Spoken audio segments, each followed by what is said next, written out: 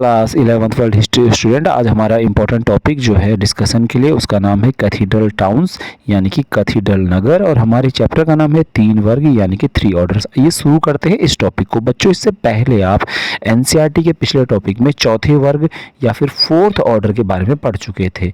तो fourth order क्या था अपने आप में? फोर्थ ऑर्डर यूरोप का वो वर्ग था जो मुख्य रूप से नए नए शहरों में बसा हुआ था। और जो कौन कौन से वर्ग कौन कौन आता है फोर्थ ऑर्डर में, जैसे मनी लेंडर्स यानी साहूकार, वकील यानी लॉयर, जो अनस्किल्ड लेबर, स्किल्ड लेबर हो गए, शॉपकीपर, ट्रेडर एटसेट्रा जो लोग थे वो फोर्थ ऑर्डर में आते थे। तो इस प्रकार से हमने देख लिया पिछले टॉपिक में किस प्रकार से यूरोप में लॉर्ड की जागीर के अगल बगल शहर बसने लग गए, मंडी बसने लग गई, बाजार विकसित होने लग गया, बिशप की जागीर के अगल बगल लोग बसने लग गए, दुकानें बसने लग गई, है ना, इस तरह से होने लग गया। तो धीरे धीरे करके कहीं ना कहीं यूरोप के अंदर व्यापार बढ़ने लग गया, बहुत सारे देशों के साथ कांटेक्ट इनका होने लग गया। तो जब इतना व्यापार बढ़ेगा तो व्यापारी अमीर होंगे, ठीक है। तो उसी तरह से इसमें एक कहानी दी गई है कि किस प्रकार से यूरोप में बड़े बड़े व्यापारियों ने या लोगों ने अपनी मेहनत के पैसे से चर्चों को बड़ा करने में योगदान दिया। तो कैथीड्रल टाउन्स की डेफिनेशन भी क्लियर हो जाएगी। तो one of the ways that rich merchants spent their money was by making donations to churches, यानी कि जो अमीर व्यापारी थे मध्यकालीन यूरोप के 11वीं 12वीं 13वीं सदी के, उन लोगों ने जब उनको कोई धन मिलता था, मनी मिलती थी, पैसा ज़्यादा मिलता था, तो उसको डोनेशंस में देते थे चर्चों को, यानी दान देते थे चर्च को। और जो चर्च जब उनको दान मिलता था उसका प्रयोग चर्च करता था। 12वीं सदी से from 12th century large churches called यहाँ पर एक वर्ड लिखा हुआ called cathedrals were being built in France, and these belonged to monasteries, but different groups of people contributed to their construction with their own labor, materials और money। अब कुल मिलाकर के बच्चों एक कहानी है कि उदाहरण के तौर पर देखिए, आपकी एक इमेज यहाँ पर एनसीईआरटी में आप ध्यान से देख लीजिएगा। ये इमेज आपको दिखाई दे रही है, ये पूरी एक बिल्डिंग है, उसको आपको क्लियर ना दिखाई दे, आप एनसीईआरटी की टेक्स्ट बुक को देख लीजिएगा। तो साल्सबरी कैथेड्रल इंग्लैंड का है, इंग्लैंड में बना हुआ एक कैथीड्रल है, यानी इंग्लैंड में बना हुआ एक बड़ा चर्च है जिसको कैथीड्रल कहा जाता है। इंग्लैंड का है, ये बहुत बड़ा विशाल चर्च है, ठीक है। तो ऐसे ही बड़े बड़े विशाल चर्चों का निर्माण यूरोप में मध्यकाल में 12वीं 13वीं सदी में हो रहा था, ठीक है। और इन सब को कहा जा रहा था कैथीड्रल। तो जैसे आपने देखा होगा कि भारत में मंदिरों को जो व्यापारी वर्ग होता है बड़े पैमाने पर दान देता है, तो मंदिर जो है धीरे धीरे विशाल बनने लगते हैं। कोई व्यापारी दान देकर गेट बनवाता है, कोई भंडारा करवाता है, कोई पत्थर लगवाता है, कोई कुछ दान में दे रहा है, तो मंदिर बड़ा और भव्य होता रहता है, आपने भारत में देखा होगा। इसी प्रकार से यूरोप के अंदर भी व्यापारी वर्ग 12वीं 13वीं सदी में जब धन बड़े पैमाने पर कमा रहा था, ठीक है, तो उसने भी क्या किया, दान देना शुरू कर दिया। उसने क्या किया, चर्च जो होते थे उनको दान देना शुरू कर दिया, उनको डोनेशंस देना शुरू कर दिया, और इस तरह से बड़े बड़े चर्च जो थे बनने लग गए। उन चर्चों को कैथीड्रल कहा जाता था। ऐसे चर्च शुरू में जो कहाँ बनाए गए, फ्रांस में बनाए गए। और मुख्य रूप से जो चर्च जुड़े होते थे मोनेस्ट्रीज आपने पढ़ा हुआ है उस टॉपिक में, जहाँ पे मोनेस्ट्रीज है ना, ये आबेज वर्ड आपने सुना होगा, मठों से जुड़े होते थे जो बड़े बड़े चर्च होते थे, ठीक है।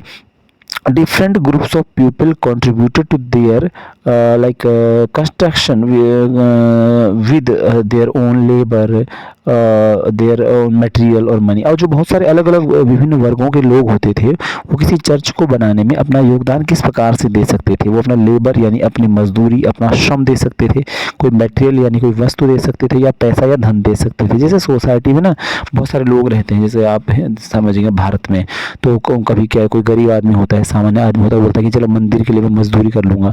कोई सामान दे देता है, जैसे कि मैं भैया चलो मंदिर के पत्थर दे दूंगा, लकड़ी दे दूंगा, मुझे कोई काम आता है मैं वो कर दूंगा। और जो व्यापारी अमीर होते हैं वो पैसा होता है, पैसा दे देते हैं कि मैं मंदिर को डोनेशन दे रहा हूँ। तो इसी प्रकार से यूरोप में भी लोग ऐसे ही करने लग गए थे, ठीक है। ये 12वीं 13वीं सदी की बात है। Cathedrals were built of stone and took many years to complete. इन कैथीड्रल जो चर्च हैं, ये लोग कैथीड्रल जो बन रहे हैं यूरोप के अंदर विशाल चर्च, इनको बनने में काफ़ी समय लगता था, पत्थर से बनाए जाते थे और इनको बनने में पूरा होने बहुत समय लगता था, ठीक है। ये जो चर्च यूरोप में बन रहे, as they were being built the area around the cathedrals became more populated and when they were completed they became centres of pilgrimage. Thus small towns small towns developed around them. और धीरे धीरे जब ये cathedral शहर बसने लग गए, जैसे जैसे बड़े बड़े चर्च बनने लग गए, तो धीरे धीरे इनके अगल बगल में बड़ी पैमाने पर जनसंख्या भी रहने के लिए आने लग गई। इनके अगल बगल में शहर भी विकसित होने लग गए, लोग आने लग गए, और ये अपने आप में धार्मिक स्थल, पिलग्रिमेज प्लेस के रूप में ये कैथीड्रल जो टाउन्स थे वो बड़े पैमाने पर कैथीड्रल जो चर्चेस थे ये फेमस भी हो गए। इनकी अगर जनसंख्या बसने लग गई और धीरे धीरे करके पवित्र स्थान के रूप में प्रसिद्ध हो गए, एक तरह से तीर्थ स्थल बन गए। Small towns developed around them. और एक कैथीड्रल जो चर्च होते थे इनके नज़दीक फिर धीरे धीरे करके जो क्या होता था कि अपने आप में छोटे शहर विकसित होने शुरू हो गए। तो कैथीड्रल चर्च के नाम से बाद में वो कैथीड्रल टाउन, कैथीड्रल नगर उनको बुलाया जाने लग गया। तो ये अपने आप में एक अनोखी कहानी है। और आप इसको आगे पढ़ोगे तो हम आगे भी देखेंगे कि किस तरह से cathedrals were designed so that the priest voice could be heard clearly within the hall where large number of people gathered.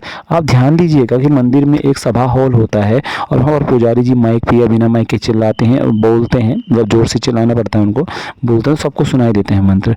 इसी तरह से कैथीड्रल जब बनाया गया उनको इस तरह से डिज़ाइन किया जाता था, उनको इस तरह से उनको नियोजित आकार दिया जाता था कैथीड्रल को चर्च के अंदर, कि जो प्रीस्ट होता था, जो पुजारी होता था, जो पादरी होते थे, उनकी आवाज़ जो थे, सभी लोग जो हॉल में इकट्ठा हो रहे होंगे, जैसे आपने कभी किसी चर्च को देख रखा हो तो चर्च में घंटियां बजती हैं, चर्च के अंदर एक पादरी महोदय ऊपर ऊंचाई पर खड़े होते हैं और वहाँ से बोलते हैं और सब लोग सुनते हैं। तो इसी तरह से चर्च में पुजारी कहते थे और सब लोग हॉल में उनकी आवाज़ को सुंदरता से अच्छे से सुनते थे जो इकट्ठा होते थे। तो ये क्या था, इस तरह से चर्च को, कैथीड्रल को डिज़ाइन किया जाता था। और the singing by the monks could sound beautiful and the chiming bells calling people to prayer could be heard over great distance. यहाँ पर क्या है कि इस तरह से इसको डिज़ाइन किया जाता था, इसको कैथीड्रल नगर के अंदर के डिज़ाइन को, कि जब भी मॉन्क्स का मतलब क्या, भिक्षु, जो जैसे हमारे मंदिरों में कई जो साधु होते हैं, बहुत सारे साधु गाते हैं ना, उस तरह से भिक्षुक जब गाते थे तो जब भी वो गाते थे तो उनकी आवाज़ सुंदरता से सुनाई दे, घंटियाँ जो चर्च में लगी हैं सुंदरता से बजती रहे और लोगों को जो है प्रेयर के लिए बुलाया जाए, ठीक है, बहुत दूरी से भी लोग उस प्रेयर को सुन सकें। इस तरीके से अपने आप में इस चर्च को डिज़ाइन किया जाता था। Stained glass was used for windows. अब स्टेन्ड ग्लास में हिंदी में स्टेन्ड का मतलब है अभिरंजित, यानी ऐसे ग्लास का प्रयोग, ऐसे कांच का प्रयोग किया जाता था जिसमें कुछ न कुछ लिखा जाता था। स्टेन्ड का मतलब समझ लीजिए कुछ कुछ लिखा गया है, कुछ उसमें कलर डिज़ाइन बनाया गया है, ठीक है। तो ड्यूरिंग द डे मतलब दिन के समय में, sunlight would make them radiant, यानी during the day sunlight would make them radiant for people inside the cathedral and after sunset the light of candles would make them visible to people outside.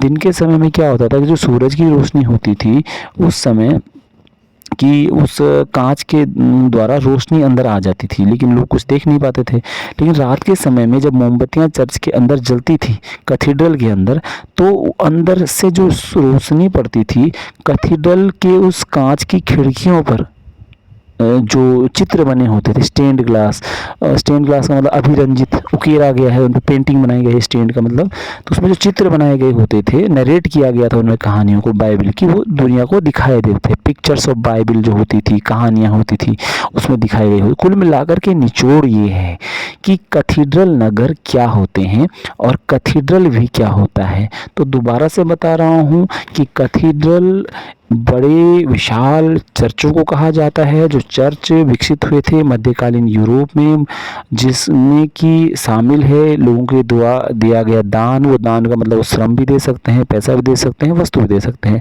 और cathedral church जब बड़े और विशाल धार्मिक स्थल बन गए तो उनके अगल बगल जनसंख्या बसने लग गई, धीरे धीरे करके बड़े पैमाने पर लोग आके बसने लग गए और कैथीड्रल नगर इनको कहा जाने लग गया।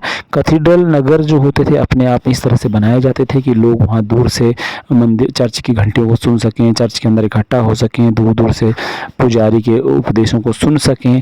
चर्च की दीवारों पर जो है, कांच की दीवारों पर जो है पेंट किया जाता है बाइबल की कथाओं को, ताकि अशिक्षित अनपढ़ लोग भी या बहुत सारे लोग भी बाहर से जाकर की ही दीवार की, उन कांच की दीवारों पर देख सकें कि किस तरीके से जो है बाइबल की कथाएं वहाँ दिखाई गई हैं। तो ये है कैथीड्रल नगर और कैथीड्रल चर्च के बारे में जो जानकारी एनसीईआरटी में आपके पास दी गई है। बहुत जल्दी में ये वीडियो बनाया गया है, आपको जैसा भी ये वीडियो लगता है एक बार कमेंट करिएगा। अगर आप मोटिवेट करेंगे तो अच्छा वीडियो बनाने की कोशिश करेंगे। Thank you for watching my video. Thank you very much.